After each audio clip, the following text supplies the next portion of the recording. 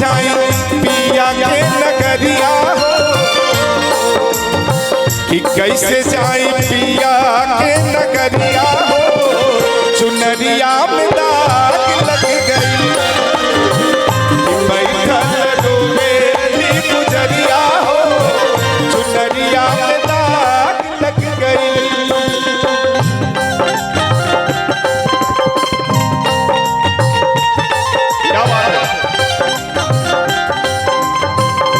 भैया और हल्का सा बना देंगे तो अच्छा लगेगा। साउंड वाले थोड़ा सा फैला फैला लग रहा है टूट टूट।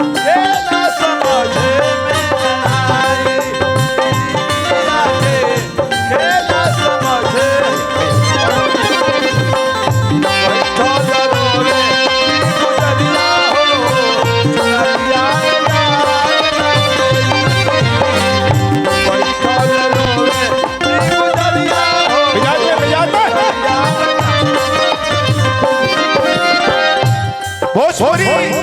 जब महुआ चैनल सुर संग्राम में पहला प्रतिभागी चुन के आए रहने का लालू चाचा जी वो समय रेल राज्य मंत्री रहने उनके हाथ से 25 लाख रुपया हमरा के इनाम मिला। हमरा के पटना गांधी मैदान में तो कुछ भाई लोग छोट हुई हैं जो ना देखले हुई है सुर संग्राम 30 एपिसोड बनल लेकिन 52 एपिसोड के बढ़ावल गई। इतना वो प्रोग्राम हिट भइल घर घर में माई बहन सब लोग देखलक और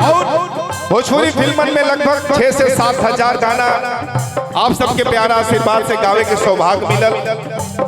अभी तमाम गाना हमार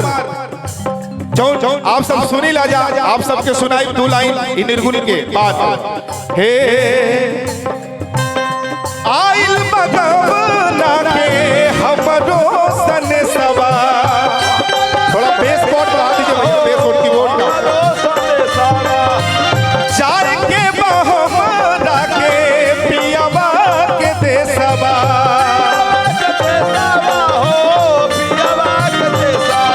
आइल बगवना के हमरो सने सवा चार के बहमरा के पियावा के देसवा पारी मोरी हो पारी मोरी अब ही उमरिया हो कि पारी मोरी अब ही उमरिया हो चुनरिया में दाग लग गई कि बैठल रोवेली गुजरिया हो चुनरिया में दाग लग गई कि बैठल रोवेली गुजरिया